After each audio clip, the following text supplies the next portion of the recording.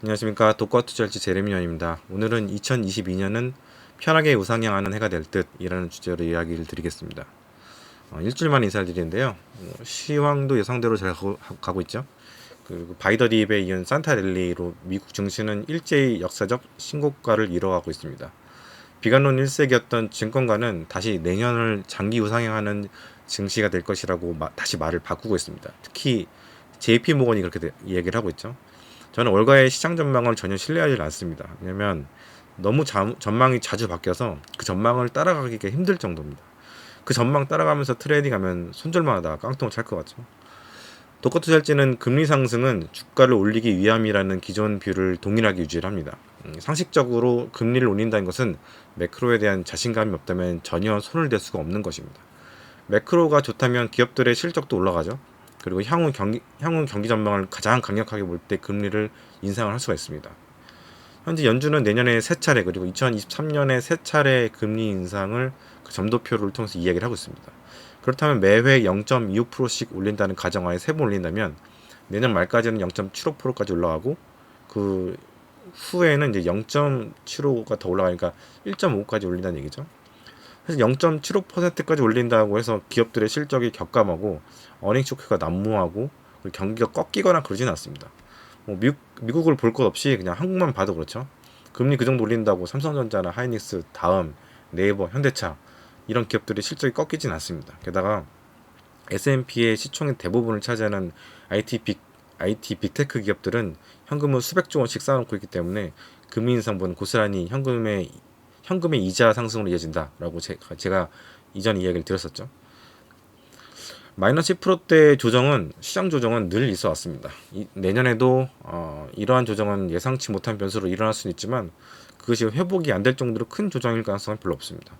그 조정을 기다리기 위해서 현금의 100%를 가져가는 것도 어떻게 보면은 뭐 하나의 좋은 투자 전략이긴 하지만 대부분의 투자자들이 그 현금을 가진 그 외로움을 견디기는 힘듭니다. 현금 20, 30%만 가지고 가면서 조정식 트레이딩 하는 전략도 나쁘지 않습니다. 뭐 저처럼 가을 이후로 주식을 100% 가지고 가면서 시장의 뭐 폭락이나 이런 것들에 전혀 신경을 안 쓰는 전략도 좋습니다. 사실 일반인 투자자들은 이런 전략이 훨씬 나을 수도 있습니다. 뭐 각자 이제 그 위험 성향이라든가 그 인내의 정도에 따라서 투자 방법을 찾으면 되겠죠. 올해 우리는 수많은 조정을 겪었습니다만 결국에 그 시장은 그것을 다 극복해내고 우상향하고 있습니다. 올해 제가 이야기 드렸던 이야기들 기억이 나시는지요? 시장의 두려움을 파는 이들을 경계하고 폭락장에서도 아무런 느낌이 없고 왜 빅테크 기업들의 주가가 거품이 아닐지에 대해서 이야기를 했습니다. 주식 투자자들은 이코노미스트들의 관점이 아니라 주식을 마이크로하게 바라보면서 투자해야 한다라고 제가 이야기를 했었죠. 시장의 급등락에 멘탈과 물량이 털리지 않은 분들이 현재 승리하고 계시리라 생각합니다. 맹목적으로 시장이 우상향한다 이렇게 제가 생각을 하고 있지는 않습니다. 우상향의 이유는 바로 기업들의 실적이 꾸준히 성장하고 있는 데다가 IT 기업들은 그 성장의 폭과 ROI도 크기 때문에 퍼 배수를 더 줄 수밖에 없습니다. 단순히 퍼가 높다고 해서 이제 버블이라고 하는 것은 기업과 산업에 대한 분석이 덜 된 거죠. 여기에 우리는 계속해서 혁신을 경험하고 있습니다. 애플은 매년 M1, M2 반도체를 내면서 가공할 만한 시장 충격을 줄 것이고 테슬라는 OTT를 통해서 계속해서 혁신적인 업데이트를 제공할 것입니다.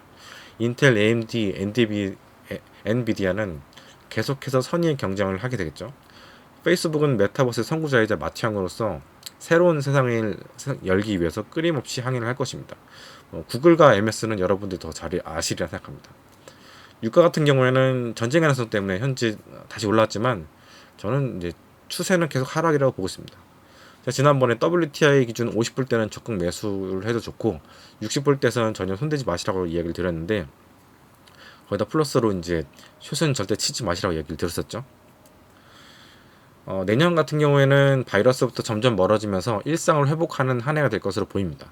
아직 개발도상국들은 바이러스의 영향권에 있기 때문에 여행을 갈 때는 번거로운 절차가 있겠지만 바이러스로 인한 공급망 문제는 올해보다는 좀 나아질 것으로 보입니다. 이미 그러한 움직임들이 포착이 되고 있죠. 인플레이션도 점차 누그러질 것으로 보입니다. 시장의 많은 주니어 애널리스트들이 쓴 리포트를 보시고 거기에는 그래프나 데이터들을 보시고 팩트 체크를 해보시면 아실 것입니다. 시장이 어려울 때는 기업 실적과 경쟁 구도에만 집중하시기 바랍니다. 내년에도 이런 일들이 어려움이 있으면 이렇게 체크를 해보시면 좋을 것 같고요.